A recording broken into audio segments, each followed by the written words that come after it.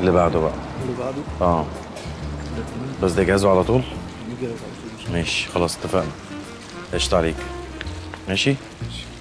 عمور، ايه الاخبار؟ ايه المكان الحلو ده؟ جميل. مهدئ الاعصاب بس في حته بعيده ومحذوفه، مش عارف ليه كده. بس بصراحة معمول بمزاج. اه بيني وبينك ايه؟ فرصة نخرج شوية.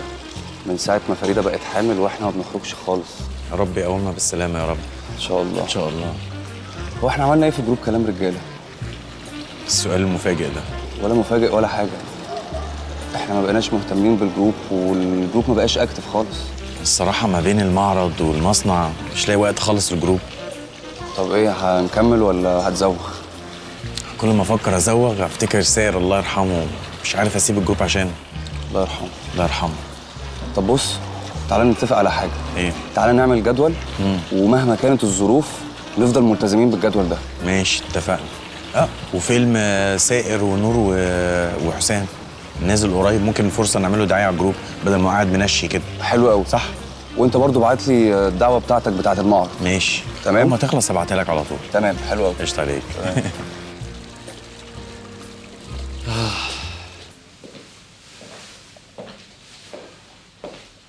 وبعدين بقى في ايه؟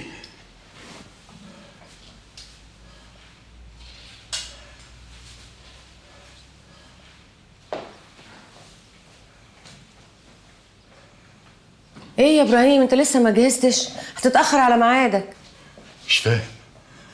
البليزر ده كان واسع عليا، يا دوب بيقفل عليا. طب انا كنت محضره لك بدله تانية ما لبستهاش ليه؟ ضاقت عليا هي كمان. ده حتى البدلتين اللي احنا اشتريناهم الاسبوع اللي فات طلعوا ضايقين عليا. واضح ان كل ده من اكلك الحلو.